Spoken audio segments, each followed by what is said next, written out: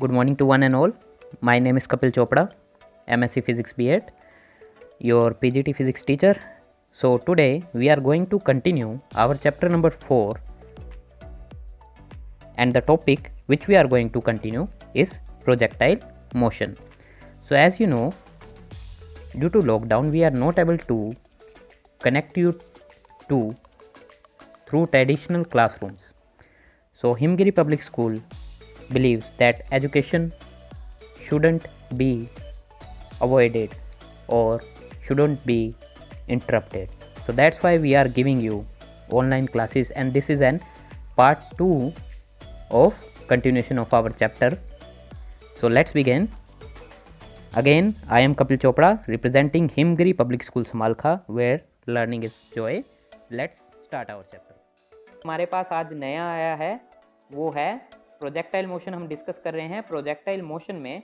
First formula जो आपके पास आया है वो आया मैक्सिमम हाइट का h=u² sin² theta divided by 2g. Second आया है टाइम ऑफ फ्लाइट का. ये जो फॉर्मूला है ये हमारे डिनोट किया जाता है 2u sin theta by g. Third formula है आपका जो आया है वो आया है हॉरिजॉन्टल रेंज का. इस हॉरिजॉन्टल रेंज के फॉर्मूले को हमने यहाँ पर डिराइव किया था r=u² sin 2 theta divided bye g. अब ये r आप लोगों ने जब हमने डेरिवेशन करी थी या फिर सुनी थी तो ये हमने x लिया था. तो x या r इस चीज़ में कंफ्यूज मत हो जाना, दोनों का मतलब सेम ही है. ओके, तीन फॉर्मूलेस हमारे पास आगे जो आज हमारे न्यूमेरिकल्स में यूज़ होंगे.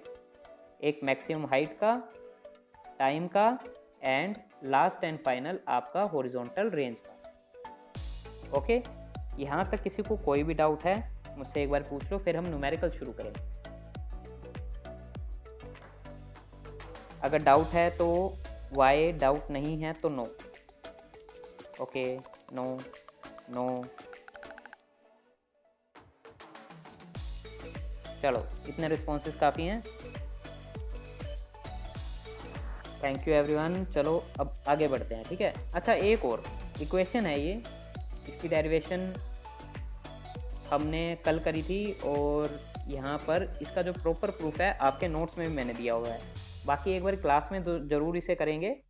जब हमारे पास ब्लैक बोर्ड और एक बड़ी स्क्रीन थोड़ी आ जाएगी तब इसको प्रॉपरली एक और बार दोबारा करके देखेंगे. वो है एक इक्वेशन ऑफ ट्रेजेक्ट्री होती है. इक्वेशन ऑफ ट्रेजेक्ट्री क्या होती है, आपको ये पाथ के बारे में बताती है जो आप ये कवर करते हैं. मतलब कि जब आपने एक ऑब्जेक्ट को v वेलोसिटी से प्रोजेक्ट किया, मतलब कि उछाला, तो ये वाला जो पाथ आता है ना, ये वाला, ये जो इसको मैं अभी येलो से बना रहा हूँ, ये वाला पाथ, इस पाथ की ट्रेजेक्ट्री के बारे में बता देते हैं. भाई ये जो ऑब्जेक्ट है किस तरीके से हवा में जाएगा, मतलब कि ऐसे ये किस तरीके से कवर अप करेगा अपना सारा प्रोजेक्टाइल. इस इक्वेशन को ओके. सो एवरीवन, क्या सबको वॉइस क्लियर है?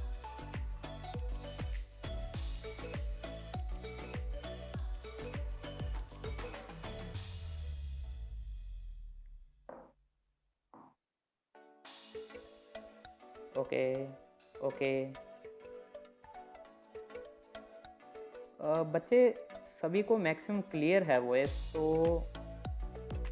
अगर आपके इस डिवाइस में दिक्कत आ रही है तो मैं हमेशा की तरह जो सजेस्ट करता हूँ इशिका, कि आप या तो फर्स्ट फ्लोर पे बैठ जाएं जहाँ पर नेट की कनेक्टिविटी थोड़ी अच्छी हो, या फिर आप एज़ यूजुअली अपना थोड़ा एक बार डिसकनेक्ट करके दोबारा से लॉगिन करें. ओके, ये इक्वेशन ऑफ ट्रेजेक्ट्री मैं आपके आने तक नहीं मिटाऊंगा. ठीक है, एक बार ट्राई करो. चलो, ये हो गया आपका ये वाला जो पाथ जो मैंने अभी आपको बताया कि ये किस तरीके का प्रोजेक्टाइल, किस तरीके का मोशन करेगा. इस इक्वेशन को, जो इस इक्वेशन को बता देती है, ठीक है ना, जो इस पैराबोलिक की इक्वेशन को बताती है, जो पैराबोलिक पाथ हम कवर करते हैं, इसे कहते हैं इक्वेशन ऑफ ट्रेजेक्ट्री. ठीक है ना. ट्रेजेक्ट्री का मतलब होता है जो आप पाथ कवर कर रहे हैं. ठीक है, ट्रेजेक्ट्री का मतलब क्या होता है कि आप किस तरीके से पाथ कवर कर रहे हैं, मतलब कि आपकी पोजीशन किस तरीके से चेंज हो रही है, इसे हम कहते हैं ट्रेजेक्ट्री. ठीक है, किस तरह का आपका पाथ रहेगा. और इस इक्वेशन ऑफ ट्रेजेक्ट्री की इक्वेशन जो होती है ये डिनोट की जाती है by this y = x tan theta minus half of g u square cos square theta into x square. ठीक है, ये इक्वेशन के ऊपर न्यूमेरिकल्स बहुत कम है, इसकी डेरिवेशन इंपॉर्टेंट है, डेरिवेशन आती है एग्ज़ाम में। तो इसकी सिर्फ डेरिवेशन मेरे पॉइंट ऑफ व्यू से, मेरे हिसाब से देखो, इक्वेशन ऑफ ट्रेजेक्ट्री ये होती है, ये जो आपका पाथ कवर हो रहा है ना, ये जो मैं रेड से दोबारा दिखा रहा हूँ, इस इक्वेशन को, इस पाथ को जो भी डिस्क्राइब कर दे इक्वेशन, उसे हम कहते हैं इक्वेशन ऑफ ट्रेजेक्ट्री। ट्रेजेक्ट्री होता है आपने किस तरीके से पाथ कवर किया या फिर आप पाथ कैसे कवर कर लें। ठीक है, तो ये जो पाथ को बताती है इक्वेशन, उसे हम कहते हैं इक्वेशन ऑफ ट्रेजेक्ट्री, और ये है हमारी वो इक्वेशन।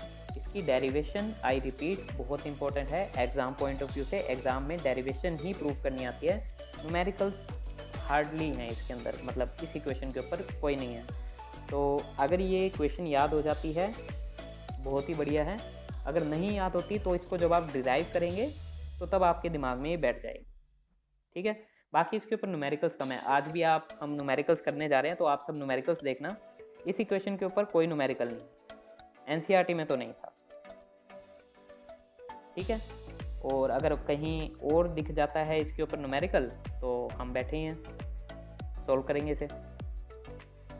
ओके, तो चलो अब न्यूमेरिकल शुरू कर देते हैं। ठीक है, चारों के चारों फॉर्मूलेस आपने लिख लिए हैं, अगर नहीं लिखे तो इस फॉर्मूले को भी, लास्ट वाले को फटाफट लिख लो।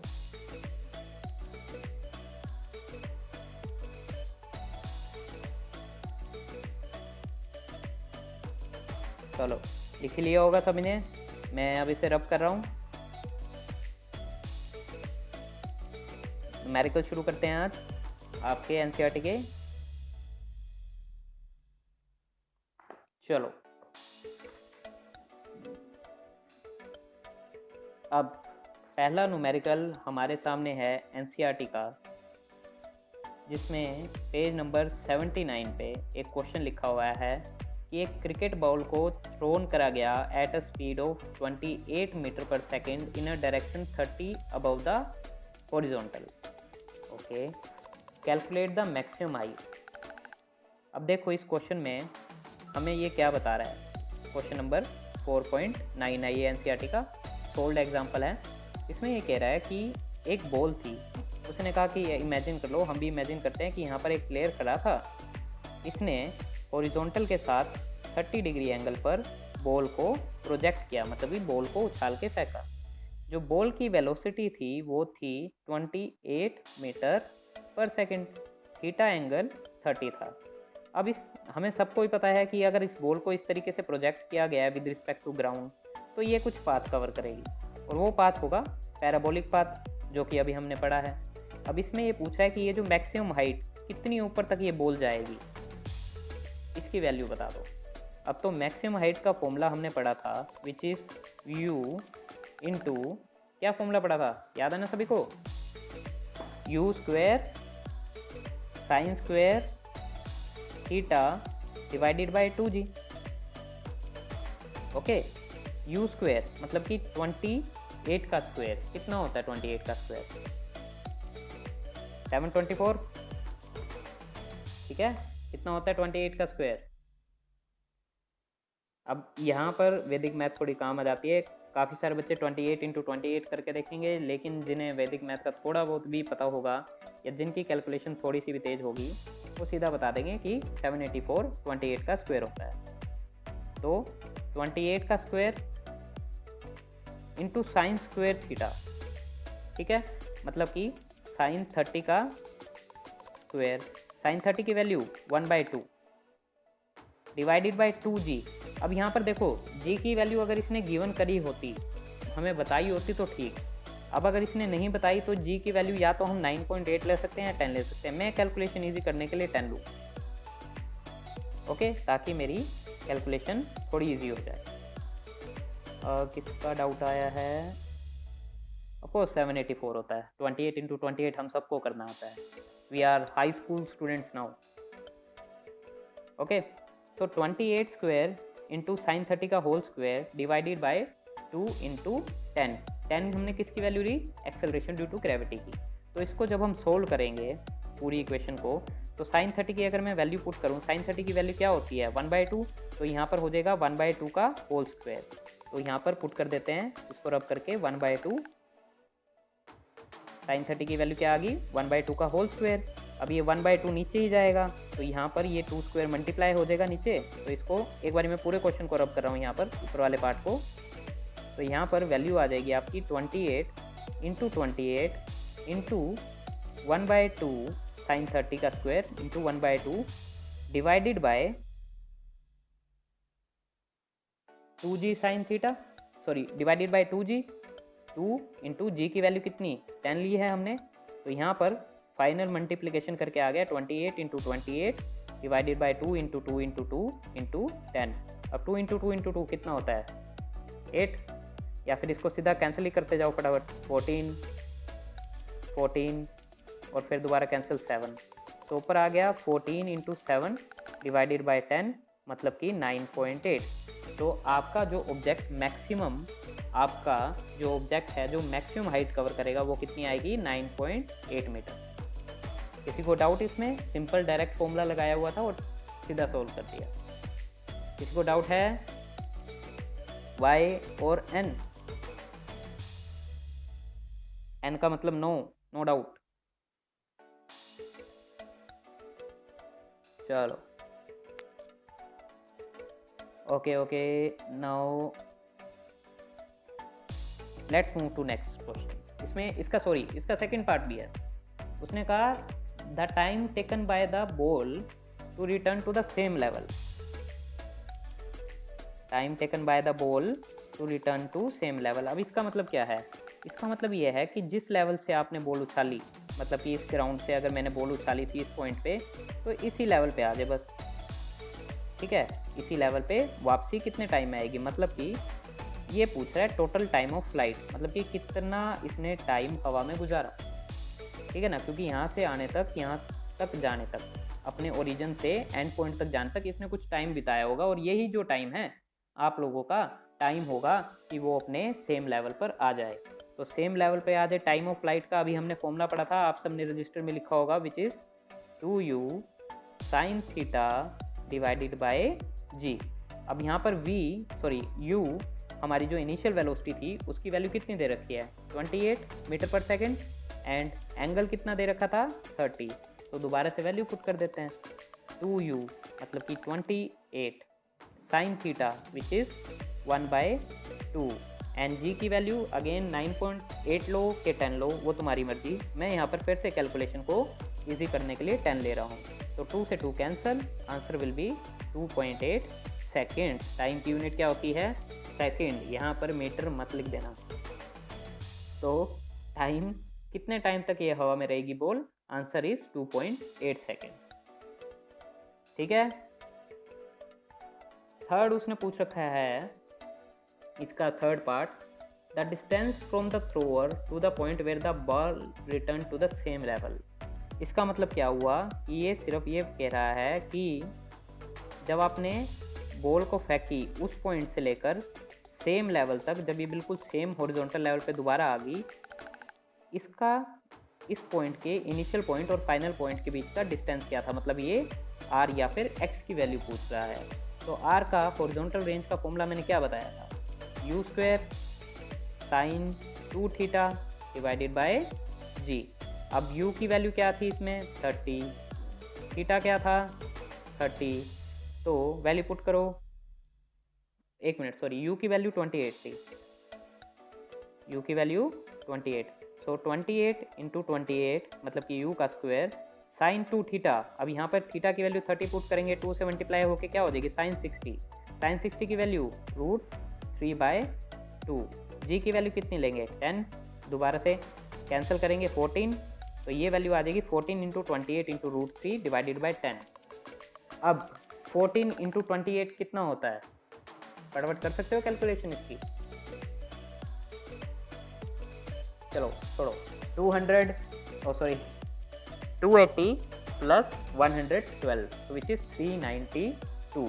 तो इसका आंसर आ जाएगा फाइनली 392। 28 इंटू 14 की सिर्फ यहाँ पर मैंने मल्टीप्लिकेशन करी है, ठीक है। तो यहाँ पर इसका आंसर आ जाएगा 392। बच्चे साइन 60 की वैल्यू क्या होती है? साइन 60 की वैल्यू क्या होती है ये बताओ। हमने यहाँ पर फॉर्मूला यूज़ किया था r equal to u square sine 2 theta divided by g. u की वैल्यू थी 28, मतलब 28 का स्क्वायर, साइन 2 थीटा, थीटा की वैल्यू हमें दे रखी थी 30, तो 2 इंटू 30 डिग्री, तो 2 इंटू 30 क्या होगा 60 डिवाइडेड बाई 10। इसको सोल्व करा, आंसर आ गया 39.2 √3। अब देखो अगर √3 की वैल्यू दे रखी हो तो ठीक है, अगर नहीं दे रखी तो एज यूजुअली इसको यहाँ छोड़ देना।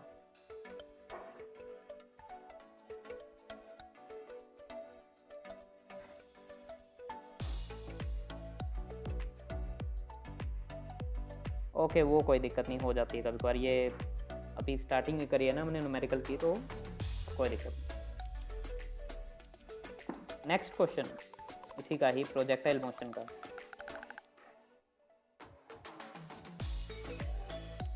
ये है तुम्हारा एक्सरसाइज का क्वेश्चन, और ये है क्वेश्चन नंबर, एक मिनट, क्वेश्चन नंबर एक्सरसाइज में देखिए कौन कौन से प्रोजेक्टाइल के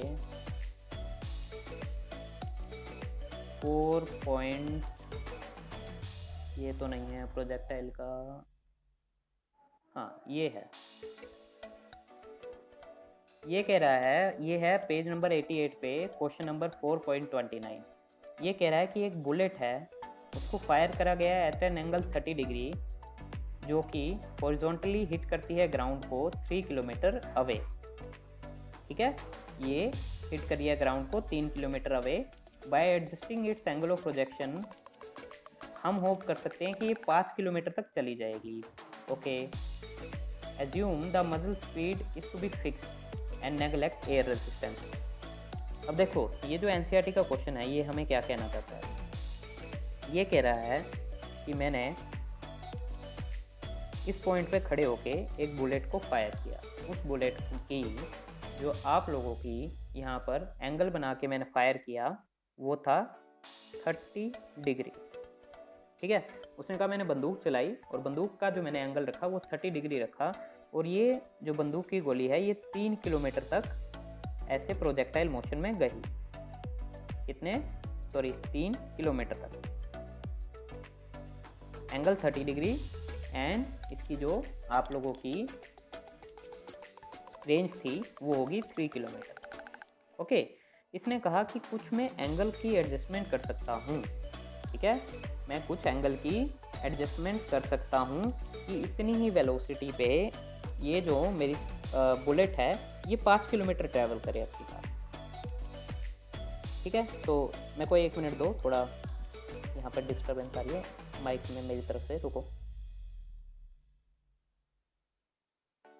चलो, ये कह रहा है कि मैं कितने एंगल पे इसे प्रोजेक्ट करूँ। ठीक है, इसका एंगल, अब कितना एंगल रख दूँ मैं यहाँ पर कि ये जो मेरी रेंज है ये मैक्सिमम 3 किलोमीटर की जगह 5 किलोमीटर हो जाए।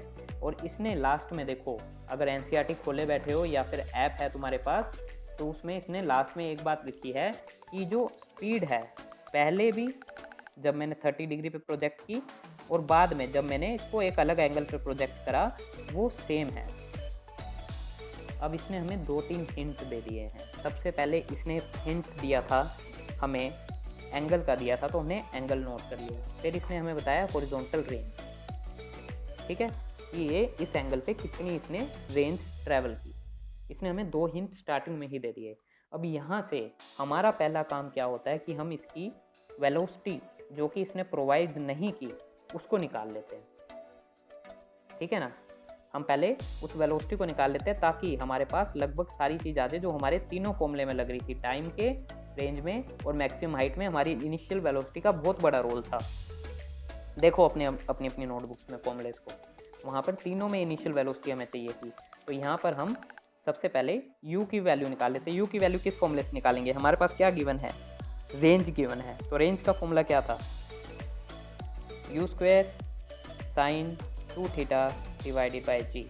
यू की वैल्यू हमें निकालनी है, थीटा हमें गिवन है, तो यहाँ पर थीटा पुट करेंगे, क्या हो जाएगा 2 इंटू 30 साइन 60। जी की वैल्यू कितनी लेंगे, मैं यहाँ पर अगेन आपकी 10 लेना पसंद करूँगा।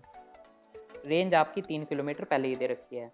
इसको सोल्व करते हैं, ऊपर दोबारा से बना रहा हूँ, 3 equal to u square root 3/2 into 10। तो यहाँ पर ये उधर चला गया, 3 into 2 into 10 divided by root 3 equal to u square. अब इसको सोल्व कर सको तो ठीक है, इसको अगर सोल्व कर सको ठीक, नहीं तो इसको यहीं पर छोड़ दो। ठीक है, इसको सोल्व कर सको तो ठीक, नहीं तो इसको मेरी एडवाइस है, इसको यहीं पर छोड़ देना। ठीक है, रेंज तुम्हारी दे रखी है, हर एक चीज़ तुम्हारी दे ही रखी थी। अब तुम्हें कुछ ज़्यादा यहाँ पे कैलकुलेशन का पार्ट रह नहीं गया था, तो यहाँ पर यू स्क्वायर की वैल्यू आ जाती है 3 इंटू 2 60 डिवाइडेड बाय रूट 3। ये आ गई तुम्हारी इनिशियल वेलोसिटी की वैल्यू। इसको यहाँ पर ही छोड़ दो, इसको ज़्यादा छेड़ो ही मत। ठीक है, क्योंकि ज़्यादा छेड़ोगे इसको यहाँ, तो ये क्वेश्चन थोड़ा सा अगली टर्न ले लेगा आगे कैलकुलेशन। तो इसको यहाँ तक छोड़ देते हैं। हमारे पास किसकी वैल्यू आ गई, u की वैल्यू। अब ये मैंने नोट कर लिया अपने पास कि मेरे पास u की वैल्यू आ चुकी है। अब उसने नेक्स्ट क्वेश्चन, इसके नेक्स्ट पार्ट में कहा था कि अब मुझे एक डिफरेंट एंगल पे इस बुलेट को दोबारा फायर करना है, कि अब की बार ये जो हॉरिजॉन्टल रेंज है इसका डिस्टेंस हो जाए 5 किलोमीटर। और मैंने इनिशियल वेलोसिटी सेम रखी थी। इनिशियल वेलोसिटी हमारी क्या आई थी यहाँ पर 60 डिवाइडेड बाय रूट 3। तो इनिशियल वेलोसिटी आप लोगों की यहाँ पर सेम है। अब मुझे क्या निकालना है, सिर्फ एंगल निकालना है। तो अच्छा, एक चीज़ मैं तुम्हें एक डायरेक्ट हिंट बता देता हूँ। डायरेक्ट हिंट, अगर 45 डिग्री से नीचे एंगल हो और रेंज बढ़ने की बात कही जा रही हो, ठीक है, 45 डिग्री से एंगल नीचे हो और रेंज बढ़ने की बात कही जा रही हो, तो आंख बंद करके, अगर ये कॉम्पिटिटिव एग्ज़ाम का क्वेश्चन होगा, नीट का या IIT का या किसी का भी, कोई भी अदर एग्ज़ाम का, चुपचाप, अगर मान लो 30 डिग्री वैल्यू दे रखी थी और ऑप्शंस में वैल्यू दे रखी हो तुम्हारी, अगर इतने लकी हुए कि 45 डिग्री, 60 डिग्री, 70 तो नहीं देगा, 90 डिग्री, 120 डिग्री, ऐसे ऑप्शन दे रखे हों, तो चुपचाप 45 डिग्री को टिक करके आ जाना, कोई कैलकुलेशन मत करना। ठीक है, उसका रीज़न मैं तुम्हें अभी बता दूंगा। अच्छा, इसका वैसे रीज़न जो सिंपल सा है वो ये है कि हॉरिजॉन्टल रेंज जो हमारी ये नीचे वाली रेंज है, ये मैक्सिमम आती है 45 डिग्री के एंगल। अगर इस तरीके से ऑप्शन आ जाएँ तो आँख बंद करके, जिसमें 45 डिग्री आंसर हो और 45 से नीचे वाला कोई ऑप्शन ना हो, चुपचाप 45 को टिक करके आ जाना। कोई फालतू कैलकुलेशन करने की बार बार ज़रूरत नहीं इसमें। ठीक है, टाइम वेस्ट नहीं करना, नेक्स्ट क्वेश्चन के ऊपर टाइम लगाना। तो यहाँ पर हॉरिजॉन्टल रेंज अगर 5 करनी है, तो यहाँ पर मेरे पास इनिशियल वेलोसिटी है 60/√3, हॉरिजॉन्टल रेंज के फॉर्मूले में पुट की, इसका स्क्वायर हो गया। एंगल हमें निकालना ही है, which is sin 2θ horizontal range के फॉर्मूले में। एक मिनट में इसको रब कर देता हूँ, थोड़ा स्पेस आ जाएगा मेरे पास।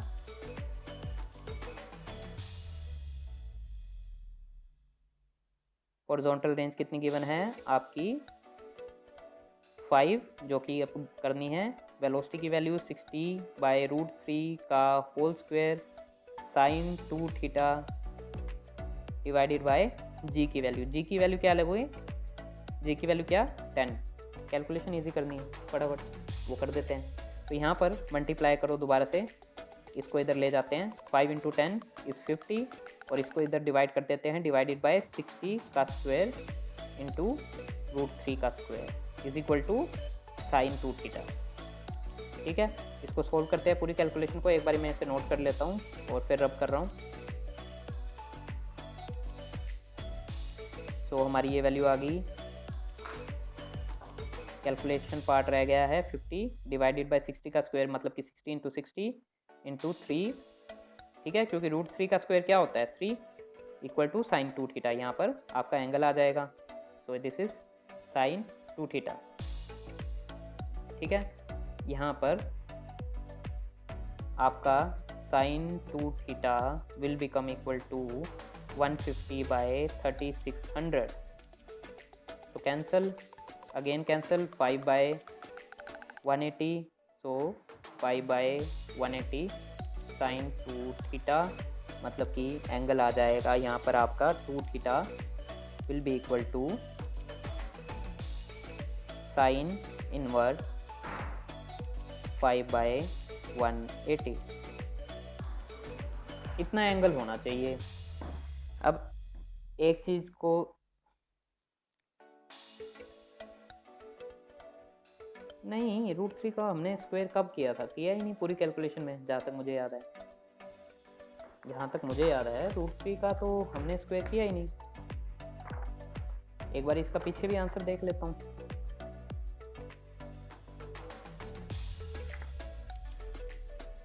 देख लो कहाँ कोई कैलकुलेशन में अगर मिस्टेक रह रही हो तो दोबारा कर लेते हैं इसे। अब देखो ये जो एंगल है यहाँ पर, ये जो एंगल आया है 5/180, ये 30 डिग्री से भी कम हो गया।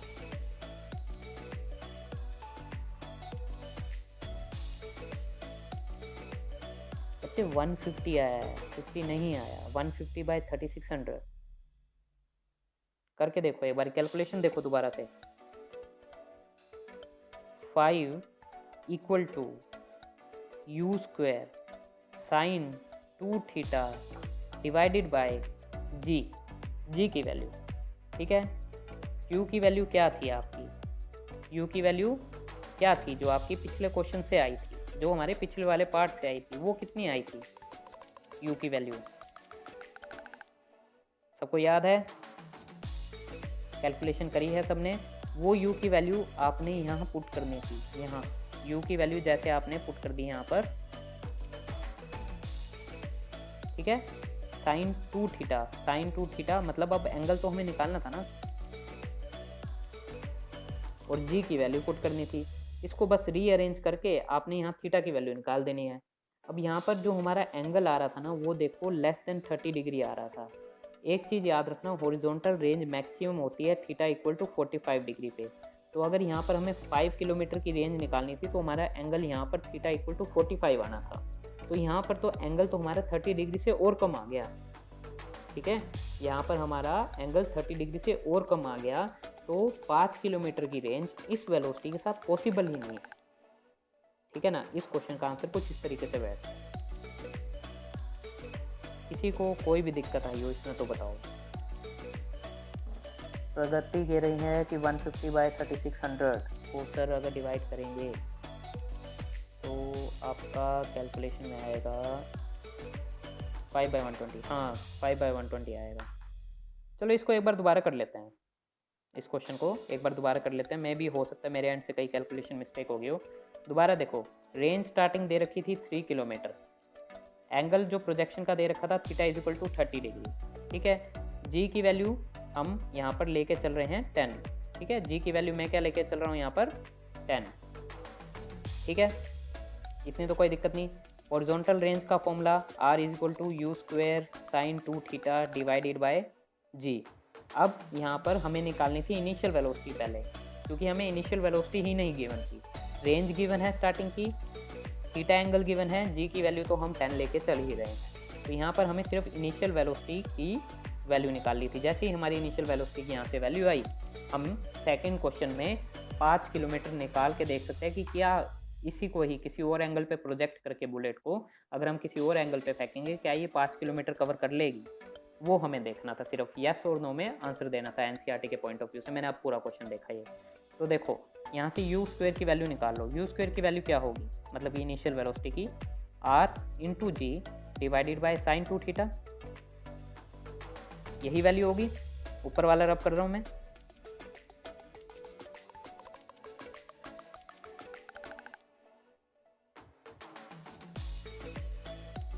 ठीक है।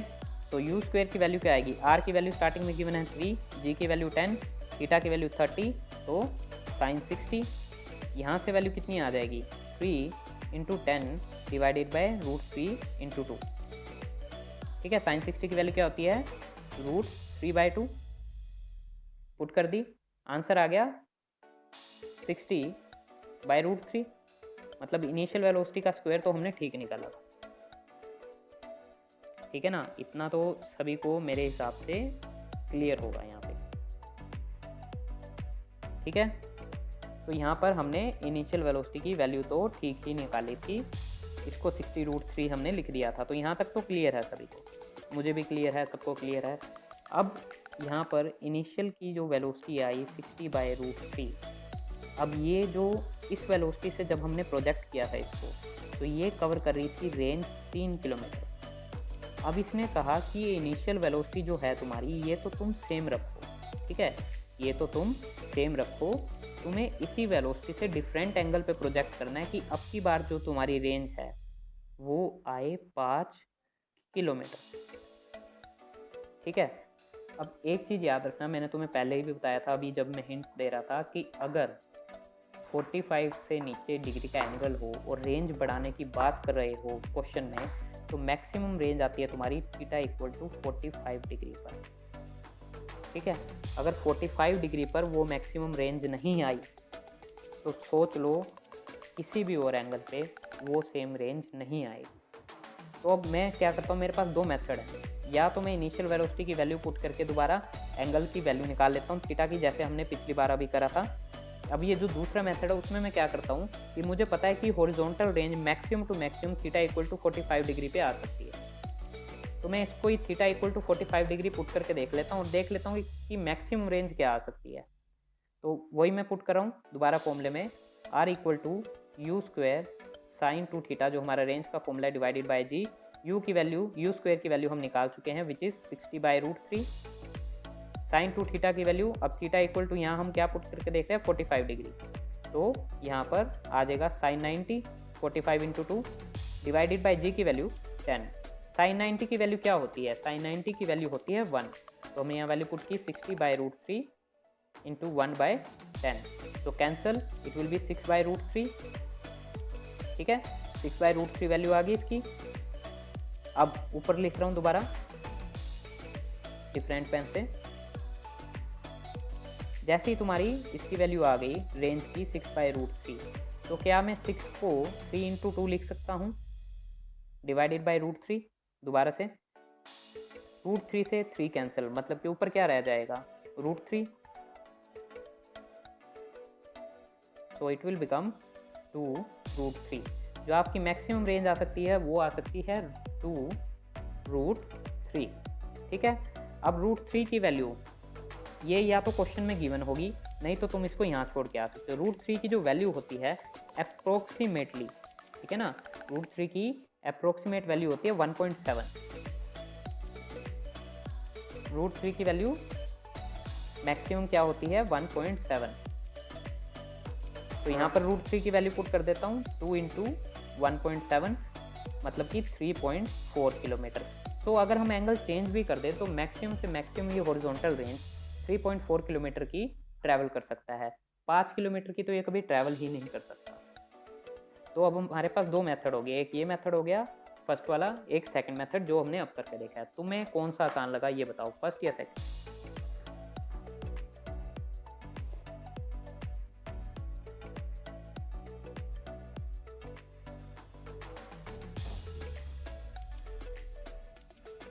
चलो सभी को सेकंड मेथड थोड़ा इजी लगा, वो कोई बात नहीं, जैसे तुम लोग सही समझो।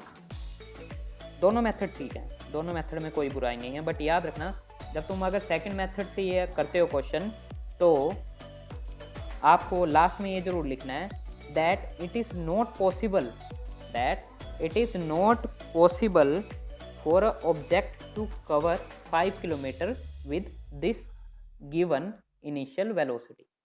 ठीक है, ये लास्ट लाइन जरूर लिख देना, no it is not possible for an object to cover this range with this initial velocity. Okay, so ये हो गया तुम्हारा क्वेश्चन नंबर 4.29। अच्छा एक बात बताओ, कब तक बैठ सकते हो मेरे साथ यहाँ, क्योंकि दो क्वेश्चन हो रहे हैं, 12:15 तक बैठ जाओगे, यस और नो?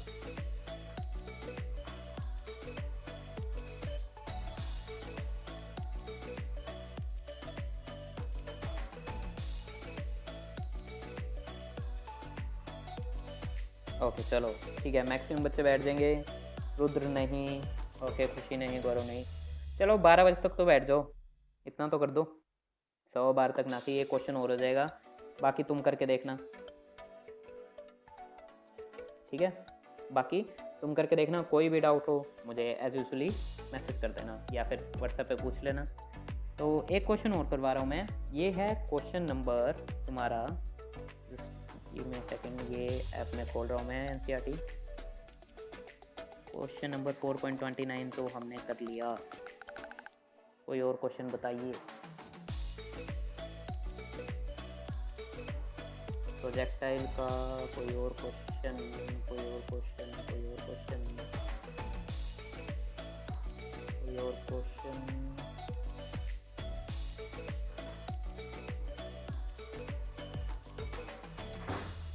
ओके, सो प्रोजेक्टाइल के हमारे पास नियर अबाउट 2 क्वेश्चन और हैं, 30, 32 एंड 36। सो अभी जो टाइम हमारे पास है उसको देखते हुए मैं क्वेश्चन करवा रहा हूँ, सॉरी इट इज़ 4.30, 4.32 एंड 4.16। तो मैं अभी जो क्वेश्चन करवा रहा हूँ तुम्हें यहाँ पर, वो करवा रहा हूँ तुम्हारा 4 पॉइंट, कौन सा है ये क्वेश्चन,